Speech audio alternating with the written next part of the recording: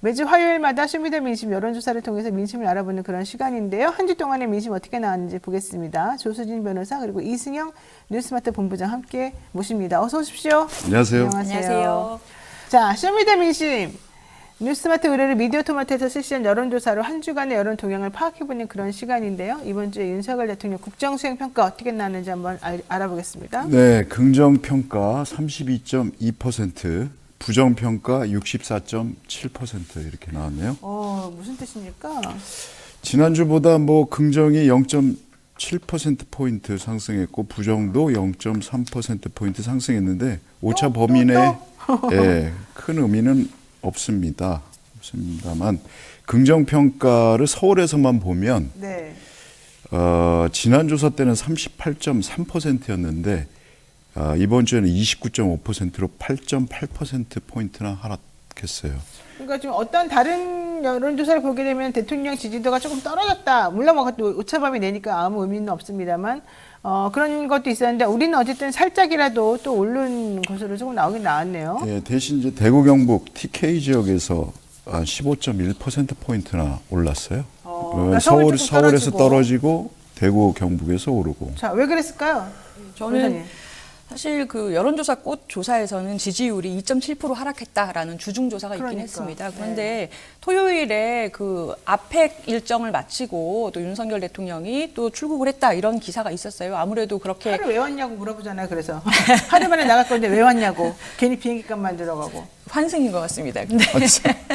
근데 아무래도 대통령이 해외 순방을 하고 하는 것이 많이 보도가 되다 보니까 그게 좀 반영이 된 것 같아요. 근데 사실 저는 윤 대통령의 장모인 최은순 씨가 2013년에 부동산 투자용으로 349억 있는 것처럼 은행 잔고 위조했잖아요. 그게 징역 1년이 확정됐는데 네. 국정 지지율이 이거밖에 안 내려가거나 내려갔다 해도 다시 주말 동안 그 정도 뉴스에 반등됐다라는 게 좀 굉장히 놀라웠어요. 저는 사실 더 놀란 게 그것도 놀랐지만 최은순 씨 판결을 보고 대법원 판결을 보고 여당이 내놓은 반응이 더 황당무계했습니다. 억울한 측면이 있다. 문정부 때 잘못 기소된 거다. 이런 취지로 말한 거잖아요. 어떻게 현 여당이 이 대법원의 판결을 이렇게 무시하면서 억울하다. 옛날에 사실 이재명 대표 억울하다 말 한마디 해가지고 공직선거법 위반까지 지금 간 거 아니겠습니까? 지금 현재 재판받고 있는 거고. 그거랑 뭐가 다릅니까? 다 차곡차곡 이제 쌓아두는 거죠. 맨날 쌓기만 해요. 도대체 우리 언젠가 터지겠죠. 아니 우리 본부장님은 사람이 느릿한 건지 다 터지겠어 흘러내리겠어요. 근데 여기서 다른 얘기 한 가지 확실한 건 대통령 부정평가의 고착화. 그러니까 말씀드리자면 부정평가가 지금 60%대 중후반을 계속 유지하고 있거든요. 네. 특히 20대, 30대, 40대 이 젊은 층의 부정평가는 70%예요. 그러니까 젊은 층의 부정적 인식이 확고하다. 그러니까 이게 뭐냐면 보통 우리가 대통령 지지율 40%가 원활한 국정 운영의 마지노선이라고 하거든요. 네. 이미 깨고 내려온 지 오래됐죠. 오래됐고 그리고 35%대 60% 법칙이라는 게 있어요. 그게 뭐예요? 긍정평가가 35% 밑으로 떨어지고 그다음에 부정평가가 60% 넘으면 중도층이 부정평가로 완전히 쏠리는 그런 현상들이 딱 나타나거든요. 우리 건데? 요거 딱 우리 보세요. 거예요. 딱 우리 거예요. 그래서 지금 이 수치가 상당히 위험한 수치이다. 예. 그래서 아마 총선을 전후해서 특히 이 당정용이라고 하나요, 요즘? 그 갈등이 더 점점점 커질 것이다. 지금도 말을 이제 슬슬 안 듣기 시작하는데 이미 레임덕이 이 정도면 레임덕이라고 봐야 이미 온 거 아니냐 네. 사람들이 그렇게 말들을 많이 하긴 그리고 또 하나 하더라고요. 제가 아까 그 순방 말씀하셨는데 네. 이 대통령 지지하시는 분들이 1위로 내세우는 이유가 외교를 잘해서라고 하는데 그래요? 되게 잘하는 이번에 에이펙 한번 보세요. 일본이 미국하고 중국하고 정상회담 다 했습니다. 우리만 못했어요. 중국하고. 우리만 못했어요. 네. 뭘 잘했다는 건지 모르겠어요. 그러니까. 중국 같은 파트너를 우리 최대 교역국이고 정전협정 당사자 아닙니까? 그럼에도 불구하고 같은 장소에 있는데도 1분도 얘기 못하고 왔어요. 그러고 와서 환승하고 또 가고. 무슨 외교를 잘했다는 건지 저는 잘 모르겠어요. 아니 기시다는 7번이나 만났거든요. 그리고 기시다를 그렇게 치우쳐주고 기시다를 위해서 모든 걸 다 내주는 상황인데 그러니까, 기시다 지지율 20%밖에 안 되죠. 네. 바이든 마찬가지죠. 본인 지지율 그렇죠? 그런데 우리는 정작 중국 사람은 만나지도 못하고 시진핑은 팽당하고 우리 빼놓고 우리만 왕따야. 자기네끼리 또 다 만나. 시진핑 입장에서는 참네. 한국이 필요 없는 거예요. 그렇죠. 그냥 일본만 하면 아유 쟤는 어차피 따라오니까. 어차피 한국은 일본이나 미국이 하라는 대로 하니까 할 필요 없는 거죠. 필요성이 없는 야, 거예요. 그런 외교를 뭘 잘했다고. 우리나라가 그런 나라가 아니었는데. 야, 진짜 이해가 안 갑니다. 그렇죠? 그만큼 콘크리트 지지율은 정말 콘크리트다. 이걸 다시 한번 느끼게 해주는 것 같아요. 30%? 네. 자, 왜 그런지 진짜 이상한데. 아까 그 본부장이 말한 긍정 30%, 부정 60%, 그 얘기 맞는 말이에요? 35대 60 법칙. 그러니까 예. 35대 60 중도층이, 법칙이라는 게 예. 어디서 나온 거예요? 그러니까 예를 들면 이런 근거가 거죠. 있어요? 3명이 있어요. 네. 3명 중에 지금은 3명 중에 2명이 부정적인 거잖아요. 그렇죠. 나머지 한 사람 불안합니다. 내가 잘못 생각하고 있는 건가? 예를 들자면 그러면서 따라오는 그런 자기 자신에 대한 의구심이 생기면서 따라오는 그런 경향이 있거든요. 중도층은 더 하죠. 그러니까 심리적으로 편승 효과를 말씀하시는 거네요. 그렇죠. 자, 모르겠습니다만은 이게 과연 옳은 것인지. 그래요. 자, 윤석열 대통령 휴대전화 가상번호를 활용한 무선 ALS 자동 방식, 그러니까 자동 응답 방식으로 실시 이번에 했고요. 표본 오차는 95% 신뢰 수준의 플러스 마이너스 3.1% 포인트입니다. 표본 조사 완료수는 1,018명이고 응답률은 6.2%로 집계가 됐습니다. 그 밖에 자세한 조사 개요와 결과는 중앙선거 여론조사 심의위원회 홈페이지 또는 서치통 홈페이지를 참조하시면 되겠습니다. 이제 이렇게 얘기가 되어 있고요. 자, 이번에는 이것도 보겠습니다. 지난주에 박민 사장 취임 직후에 KBS가 아주 난리가 났었습니다.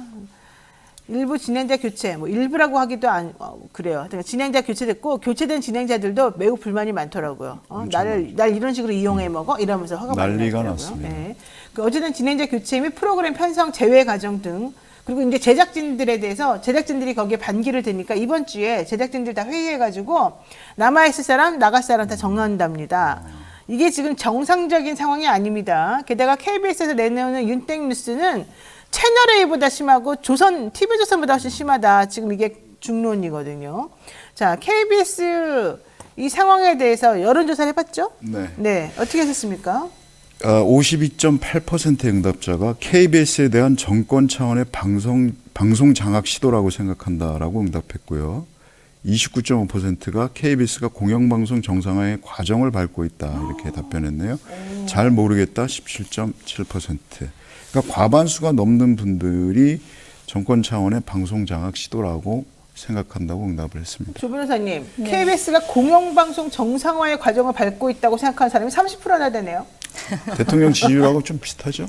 네. 저는 이게 굉장히 그랬어요. 연령대층이라든지 아니면 지역별로 보면 대통령 지지하는 그 아까 30% 콘크리트 층하고 굉장히 일치를 하거든요.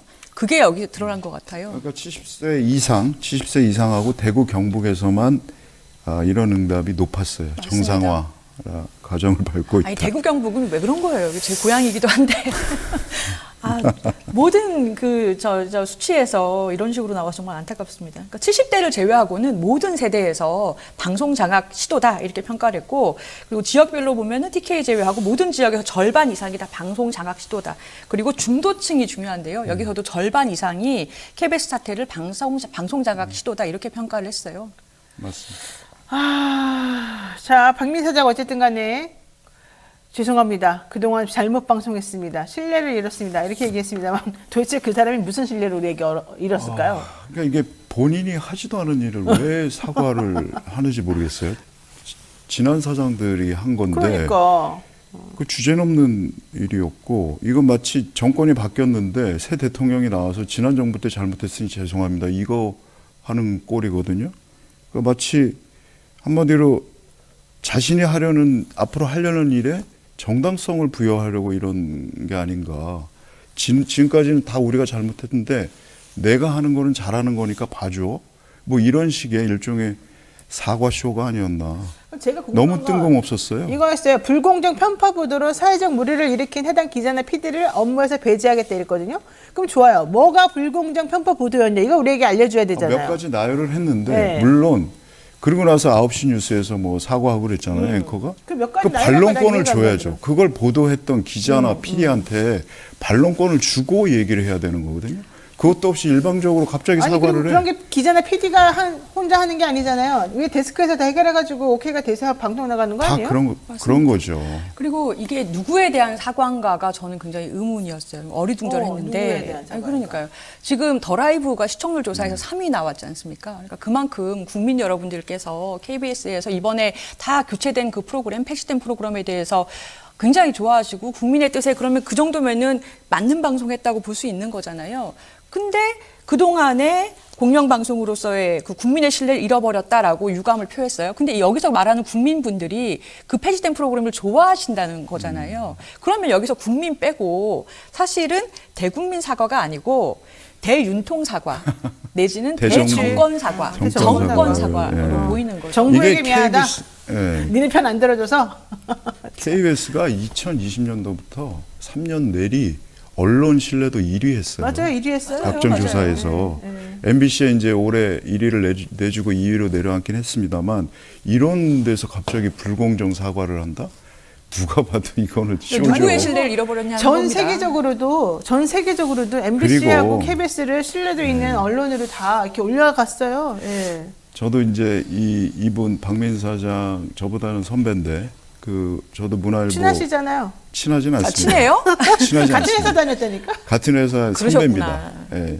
있었고 한 20년 안 본 지 20년이 넘었는데 아 그래요? 이렇게 낙하산 되신 분이 나와서 할 말은 절대 아니었고 또 기자 시절에 그렇게 편향적인 칼럼을 쓰신 분이 그렇죠. 공정성을 내세워서 얘기하면 누가 그걸 믿겠어요? 누가 신뢰를 하겠습니까? 그리고 문화일보는 사기업이에요. KBS하고 완전히 다르거든요. 그렇죠. 거긴 사주의 언론관이 반영되는 경우가 많습니다. 그런데 KBS는 시청자가 주인이잖아요. 근데 이렇게 시청자를 무시하고 한국인이 좋아하는 그 시사 교양 프로그램 1위가 였어요, 더 그게. 라이브인데 네, 더 라이브. 그걸 갑자기 폐지하고 이런 식으로 해서는 안 되죠. 예? 이게 무슨 80년대 무슨 전두환 시절도 아니고. 자, 정당 지지도 살펴보겠습니다. 우리 변호사님. 예, 정당 지지도 살펴보겠습니다. 더불어민주당 45.0%, 국민의힘은 32.7%, 정의당 2.8%, 기타 다른 정당 2.8%, 없음 15.5%고요. 잘 모르겠다 1.2%로 나왔습니다. 네, 자 그럼 이거는 제가 본부장한테 여쭤봐야 돼요. 왜 우리 거에서는 민주당이 항상 국민의힘보다 높게 지지도가 나와요? 근데 왜 다른 방송에서는 항상 같거나 우리가 좀 더 낮게 나오거나 뭐 이렇게 나오죠, 민주당이? 저희하고 리얼미터가 좀 비슷한 조사 결과가 항상 나오는데 갤럽이나 이런 데랑 좀 틀리죠? 좀 달라요. 네. 조사 방식 때문에 그런가? 근데 저도 그거는 미스테리라고 해야 되나요? 우리는 이게 더 정확하다고 지난번에 그 강서구청장 보궐선거 결과 네, 우리 놓고도 우리 설명을 거랑 해드렸습니다만 비슷하잖아요. 저희가 더 정확하다고 말씀드리는 것밖에는 뭐 왜 딱히 그런지 어떤 모르고? 원인을 모르겠습니다. 예. 좋아요. 그럼 이거 물어볼게요. 조국 전 법무부 장관 출마설이 지금 나오고 있어요. 신당이 창당이 된다는 건데 이번에 그 아들 뭐 외국 대학 다닐 때 쪽지 시험에 부모님이 도와줬네 안 도와줬네 가지고 그때 업무방해 나왔었잖아요. 여기에 대해서 조국하고 그 조국 장관하고 그 부인이 재판 받으면서 나 좋다 그럼 그 외국 교수 증인으로 신청해달라 그랬더니 정말 신청이 됐어요. 그래서 아마 올해 그러니까 내년이죠. 내년 1, 2월인가 그때 오면은 재판을 열어가지고 진짜 들어본다는 얘기거든요. 재판부가 그렇게 되면 그러니까 총선 전에 어쨌든 이 조국 전 장관의 가족들의 의문점 등 중에 몇 가지가 또 풀릴 수가 있잖아요. 이렇게 씌워졌던 뭐 혐의점이나 이게 또 어떤 의미를 좀 가질 수 있을 것 같기도 하고 지금 분위기가 조금 살짝 바뀐 것 같기도 하고 그렇거든요. 그렇다면 조국 신당이라고 하는 것이 생각보다는 더 가까이 와 있을 수 있다. 이것이 또 파급 효과가 있을 수 있다. 이런 생각이 드는데. 선거구제 이번에 어떻게 또 바뀌느냐에 따라 좀 달라지겠죠. 네. 네. 그래서 만일 위성 정당이 또 다시 나올 네. 수 있는 지금 현행 준연동형제로 간다면 뭐 조국 신당이나 뭐 송영길 신당이나 뭐 가능성이 아예 없다고는 볼 수 없죠. 이번에 지금 물어봤죠. 네, 여론조사 물어봤습니다. 해봤죠? 조국 신당이 이게 창당된다면. 지난번에 지난달 22일 조사 때 우리가 이준석, 유승민 신당, 네, 그때 그다음에 윤석열 했었죠. 신당 그렇게 신당. 물어봤듯이 네. 똑같이 물어봤어요. 물어봤는데 조국 신당이 창당된다면 내년 총선에서 어느 정당을 지지하시겠습니까? 라고 물었더니 조국 신당은 8.3% 나왔습니다. 되게 높네. 더불어민주당이 38.9%, 국민의힘 32%, 정의당이 3.4%. 근데 이렇게 되면 조국 신당은 민주당 표를 다 가져갔다 이렇게 봐야 되겠네. 예, 그렇게 봐야 맞습니다. 됩니다. 그러니까 이게 예상했던 바긴 하지만은 생각보다 커요. 민주당의 지지율은 조국 신당이 출범을 하면 6.1%나 하락을 하고 그에 반해서 국민의힘 지지율은 0.7%만 줄어드는 그러니까. 결과입니다. 그리고 그래도 정의당 정의당보다는 지지율도 높아요. 지지율이 정의당 지지율에서 오히려 정의당 지지율이 조금 높아진 거 아닌가? 이렇게 되면. 그러니까 이게 조국 신당은 민주당의 조국 신당과 국민의힘의 이준석 신당이 약간 둘 다 계륵이네. 그 각 당 입장에서 근데 보자면. 이게 이렇게 보면 지난번에 이준석, 유승민 신당 같은 경우는 17.7%였고 중도들이 갔잖아. 예. 윤석열 신당이 14.2%. 네. 그때는 국민의힘 지지층이 다 대거 옮기면서 그렇게 됐는데 그때보다는 좀 임팩트가 조금 약하지 않나라는 생각도 드네요. 민주당하고 똑같다고 보는 거 아닐까요? 저도 좀 지금 출범하기도 전인데 8%대가 나온 거는 생각보다는 낮다라고 생각보다. 생각했어요. 그러니까 지난번 21대 총선에서 열린민주당이 처음에 만들어졌을 때 거의 10% 넘게 지지율 나온다라는 조사 있었던 거 맞아요. 기억하시죠? 많이 나왔어요. 근데 그 다음에 뭐 정책 대회하고 어떻게 하면서 점점 이제 기대감이 조금 현실하고 맞떨어지면서 결국에는 열린민주당 5% 지지율로 총선에서 실제 21대에서 얻었고 3석을 얻었거든요. 근데 지금 창당 전에 기대감이 한창 높을 때인데 8%다라는 거는 아직까지는 좀 이슈가 덜 되고 있다라고 평가해야 될 것 같아요. 조국 신당 같은 경우는 그 국정 운영을 매우 잘못하고 있다. 윤석열 대통령이. 거기에서 12.8%가 나왔어요. 그러니까 10% 지지를 받는 층이 어디였냐면 40대, 50대, 그다음에 진보층이었고 네. 그다음에 윤석열 대통령이 매우 못한다라고 하는 층에서 12.8%의 지지가 나왔습니다. 나머지 층에서는 이제 한 자릿수 지지대였는데 근데 이건 개인적인 의견입니다만 이준석 씨는 그래도 자기가 이제 정치도 해봤고 워낙 대중 앞에서 뭔가 이제 으쌰으쌰 하면서 뭔가 만들어내는 것도 이제 하는 사람이긴 한데 조국 교수는 사실 그보다는 좀 더 소극적이라고 할까? 제가 봤을 때 좀 결이 다르죠. 그러니까 네. 결도 다르고 그래서 당이 만들어질 수 있을까도 좀 저는 좀 의문스럽긴 해요. 네, 어쨌거나 김어준 그 방송에 나와서 본인이 하겠대요?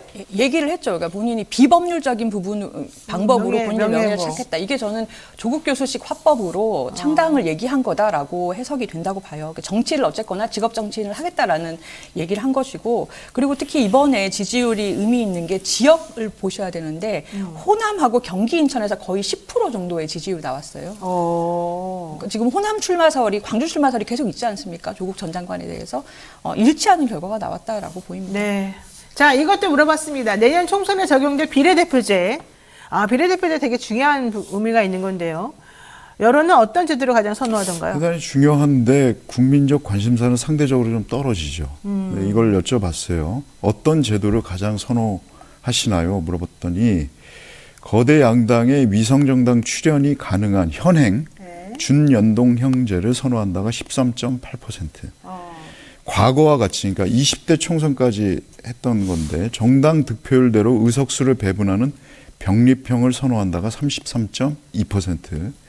거대 양당의 위성정당은 금지하되 다른 소수 정당의 국회 진출이 가능한 완전 연동형을 선호한다가 32.6%. 이것도 괜찮네요. 잘 모르겠다가 20.5%. 잘 모르겠다. 너무 많이. 그러니까 이게 지금 과거 병립, 그러니까 현행 연동형제는 선호도가 떨어집니다. 10%대였고 과거 병립형하고 완전 완전 연동제. 연동제가 이 팽팽한 지금 결과가 나왔어요. 이게 정치 성향별로 보면 좀 온도차가 있습니다. 보수 쪽에서는 병립형을 더 선호합니다. 한 10% 더 높아요. 네. 진보는 팽팽합니다, 또. 근데 중도에서는 연동형이 10% 우세해요. 그러니까 소수 정당들이 국회 진출이 더 활발하게 되는 걸 더 선호하는 거죠, 중도층에서는. 사실 그렇죠. 왜냐면 네. 기회를 자꾸 줘야지 너무 양당만 지금 독식 체제로 가서 옳지 않다. 네, 근데 이렇게 지금 생각하니까. 국힘 쪽에서 병립형으로 돌아가자는 그 주장을 하고 있기 때문에 아마도 보수 쪽에서는 그쪽으로 기운 것이 아닌가 라는 생각이 들고요. 그래요. 사실 지금 우리가 가장 주목해야 되는 이슈가 있다면 사실 친당 창당이나 이런 것도 핫하긴 합니다만 재밌는 뉴스긴 하지만은 사실 가장 주목해야 되는 건 선거법 개정이에요. 지금 아마 11월 말까지도 안 될 것 같은데 선거법 개정 시한도 지났지만 근데 선거법이 룰이기 때문에 선거에 굉장히 큰 영향을 미치는데 위성정당에 대해서 거부감들이 굉장히 있으신 것 같아요. 그래서 지금 제도가 과거의 병립형, 그러니까 지역구로 이 300석 중에서 253석을 주고 나머지 47석의 비례를 정당 투표를 한 다음에 나누는 방식, 그게 예전에 이제 방식이었는데 그 방식이 사실 국민의 표심 중에서 50% 가까이가 사표가 된다라는 게 20대까지의 결과였거든요. 그래서 이거를 조금 더 국민들이 정당 지지율을 주시고 지역구에 표를 주시는 거랑 맞추자라는 게 21대 때 이 준연동형으로 비례제도를 바꾼 거였어요. 그러면 네. 좀 더 지지율이 반영이 되는 결과, 복잡한 계산을 거쳐서 그런 결과가 나옵니다. 그러면 연동형으로 더 가야 돼요. 근데 지금 국민분들 중에서 60대, 70대, 그러니까 국민의힘 지지층에서는 아예 옛날로 가자. 연동제라는 게 막 복잡하고 무슨 위성정당 출범하고 하니까 과거로 가자라고 지금 주장들을 하시는 것 같아요. 근데 네. 지금 개정해야 될 방향 자체를 보면 연동형으로 가는 게 원래의 원칙에는 맞고요. 표심하고 득표수를 같이 맞추는 게 맞고요. 그리고 위성정당의 출범 연역을 보면 사실 처음에 지난 21대 때 기억을 하셔보면 자유한국당에서 먼저 시작했어요. 자유한국당에서 이렇게 연동형으로 선거법 개정을 하겠다라고 하니까 비례한국당 만들겠습니다. 그 정당 지지는 글로 몰아주세요라고 했더니 민주당도 어쩔 수 없이 열린민주당이 또 출범을 했고요. 근데 사실 그 전에 또 역사를 보면 친박연대가 사실상은 그러한 비례제도를 악용했던 사례 중에 하나거든요. 그래서 이번 선거 때는 정의당까지도 사실은 뭐 선거용으로 된 정당을 만들겠다라고 하고 있지만 이거 자체에 대한 부작용 때문에 연동형으로 아예 제도 자체를 도입하지 말자라는 방향은 맞지 않죠. 원래 그 세계적으로 추세가 비례성을 높이는 방향으로 선거제들이 다 가고 있거든요. 다른 나라들이. 네. 근데 이게 과거 병립형으로 회귀하자고 하면은 이거는 정치 개혁의 어떤 정신에 위배되는 거죠. 그래서 아마 민주당이 그것 때문에 지금 딜레마에 있는 것 같고 사실 그 위성정당이 가장 문제입니다. 그 지금 조 변호사님 말씀대로 그 21대 총선에서 비례대표가 47석이 있는데 36석을 그 위성정당인 그러니까 미래한국당하고 더불어시민당이 가져갔거든요. 20대 총선에서는 오히려 30석밖에 안 됐어요. 근데 오히려 더 늘어났어요. 네. 그러니까 소수 정당들이 가져가야 할 몫을 거대 양당이 더 가져간 거거든요. 그래서 지금 지난 그 15일에 이탄희 의원 등 민주당 의원 30명이 위성정당 방지법을 당론으로 추진하자고 지도부에 전달을 했는데 네. 아직까지도 민주당 지도부는 결정을 못하고 있는 상황입니다. 뭐 이제 앞으로 조금 더 논의를 이제 해서 좀 진행을 해보긴 하겠습니다만은 또 우리가 계속해서 목소리를 내고 무엇이 좋은 제도인가 또 판단해서 자꾸 공부하고 얘기하는 게 좀 필요하겠습니다. 자, 바로 이어서 영친이와의 소통을 위해서 특별히 마련한 코너 쇼미더 영심 시간입니다. 뉴스인사에 대해서 준비한 커뮤니티 설문조사 결과를 짚어보고 여러분들이 남겨주신 신박한 댓글들도 소개해드리는 그런 시간인데요. 절대 신뢰하시면 안 되지만 재미를 꼭 봐주시기 바랍니다. 자, 첫 번째 이번 주 커뮤니티 설문조사 주제 뭡니까? 그 인요한 국민의힘 그 혁신위원장이 제기한 험지 출마론을 놓고 논란이 이어지고 있는데 네. 만약 당신이 국민의힘 공천권자라면 나 진짜 공천권자 하고 싶다. 네가 가라 험지 한 명을 뽑으라면 아래 국민의힘 인사 중에 누구일까요? 아, 좋아요. 질문. 이거 이런 거 너무 좋아요. 재밌어요. 네가 가라 험지. 네, 8,300명이 넘는 분들이 참여해 주셨는데 예. 당당히 1위를 차지한 분이 장제원 부산 사상구 국회의원 되시겠습니다. 50% 나왔고요. 알량한 네. 정치 인생 연장하며 서울 안 가라고 하셨는데 네가 가라 50%입니다. 근데 여기 지금 우리가 이렇게 이분들을 올려준 거예요? 이렇게 그 보기로? 보기를 올려줬죠. 네, 윤핵관 왜 더 중요한 사람들이 많은데 왜? 나 내가 하고 싶은 사람이 없네. 네, 그다음 그다음에 두 번째가 인요한 혁신위원장. 야. 본인이 솔선수범해야 된다. 인연 혁신위원장은 지금 서대문 감 얘기가 계속 나오고 있죠. 예, 어차피 지금 서대문이면 서울이니까 뭐 나름 범험진가요? 뭐가 험지에 그 사람 그분이 그 동네가 자기가 살고 있는 동네가 거기에요. 연대 앞에. 또 구청장 뭐 아드님도 뭐 채용하시고 뭐 비서관인가 뭔가. 그 세브란스 병원 거기 있잖아요. 그 안에 연대 안에. 자 그리고요 김기현 대표도 있네. 김기현 대표가 세 번째입니다. 17%. 당 대표로서 자기 희생을 해라. 야, 그다음에 3%가 주호영 대구 수성가 국회의원. 서울 절대 안 간다라고 말씀하셨는데 저는 기타 인물도 2%인데 저는 여기 왜 한동훈 장관이 없는지 궁금하네요. 아 그러네. 한동훈 장관 나옵니까? 당연히 나오겠죠. 지금 대통령처럼 움직이고 있는데. 나오셨으면 저희 영친이 픽에서 아마 1위 하셨을 것 같아요. 그러니까. 예. 자 일단 댓글도 볼까요? 네, 마던님이 당선이 될 수도 있다고 꿈꾸는 인간들이 한심합니다. 아. 힘쓰지 마시라. 어차피 떨어집니다. 완전히 찬물을 쫙 끼얹는데. 예, 호준님께서 여야 불문 3선 이상은 물러나야 한다고 본다. 12년이면 강산도 변한다. 후진들에게 모범을 보여야 대접을 받는다라고 하셨습니다. 근데 3선 이상이 무조건 물러날 건 아니고 좀 잘하는 사람은 냅두고 못한 사람만 물러나야 되는 거 아니에요? 그렇죠. 네. 이거를 뭐 딱 줄자대듯이 네. 그렇게 하는 건 아니고 잘하는 분들은 계속 있으면 좋죠. 네. 나라를 위해서. 잘하는 분들 리스트라도 만들어서 좀 돌리면 좋을 것 같아요. 그러니까 우리가 만들어 볼까요? 네. 3선 이상 중에 제일 잘하는 사람 누구? 이렇게. 근데 인요한 씨 얘기가 자꾸 나오는데 인요한 그 혁신위원장은 그럼 나오는 게 전제로 되고 이 혁신위를 맡은 겁니까? 그게 전제가 됐다라고 본인이 얘기는 안 하고 있죠. 그런데 그 전날까지 혁신위원장 발표 나기 전날까지도 지역구 행보를 했고 또 최근에도 그래요? 예, 본인의 비서로 채용한 사람이 지금의 구청장 아들이라면서요. 아들인데 네. 사실 구청장 입장에서는 국회의원이 보통은 이제 구청장에 대해서 밀어주기 때문에 네. 서로 굉장히 파트너인데 너무 이상하잖아요. 사람이 그렇게 많은데 왜 하필 구청장 아들이냐고요. 그러니까 이거는 지역구 준비한다고 밖에는 볼 수가 없죠. 그러니까 혹시 우리는 모르지만 이렇게 물 밑에서 약속이 돼 있는 건가요? 내가 너 여기 혁신위원장 시켜줄 테니까 뭐 이거 하나 주고 그냥 그분이 혁신위원장만 하고 말 건 아니다. 말 거는 아닌 것 같아요. 뭐라도 하나 하시지 않겠어요? 근데 네. 그러면 왜 이분이 뽑혔을까? 신기하네. 어쨌든 합시다. 네. 댓글. PCS266님이 여기 또 인요한이네요. 인요한이 솔선수범해야 한 사람이라도 따를 듯. 예, 험지로 가라고 하셨습니다. 그래요. 인요한이 수선수범하면 따를까요? 안 따를 것 같은데 나는. 저도요. 만영님께서 험지 출마가 혁신인 것처럼 포장하지 말라. 그 자리에 용산에서 진짜 윤핵관이 낙하산 타고 내려올 가능성이 크다. 그게 혁신이냐? 웃기고 자빠졌구나. 야, 이런 거까지 읽어요? 예. 웃기고 자빠졌구나까지. 험지 출마가 혁신인 것처럼 포장하지 말아라. 야, 근데 정말 이 본질을 꿰뚫어 보시는. 네. 아니 근데 그 자리에 분이십니다. 용산에서 윤핵관이 낙하산 타고 내려올 것까지는 않아. 험지 출마하는데 왜 그 자리에 내보내겠어? 따뜻하고 양지 바른 곳에 내려앉겠지. 그 말이 아니고요. 네. 험지 출마하는 분들 보내고 그 자리 따뜻한 양지에 내려보낸다. 그러니까 이 부산 뜻이- 사상구나 대구 수성갑 같은 곳에 이제 윤핵관이 살게 안착을 한다. 그렇게 해야 되겠지. 그게 양지죠. 그거를 양지. 꿰뚫어 보셨네요. 네. 예, 그리고요. 성수님께서요. 험지고 아니고가 중요한 게 아닙니다. 이제는 더 이상 국민들이 안 속아요. 맞아요. 라고 이 말이 맞네. 예. 그 다음에 유저 LK4HY님께서 정치를 해서는 안 될 사람 순으로 뽑으면 됩니다. 장재원, 주호영, 김기현. 네. 예.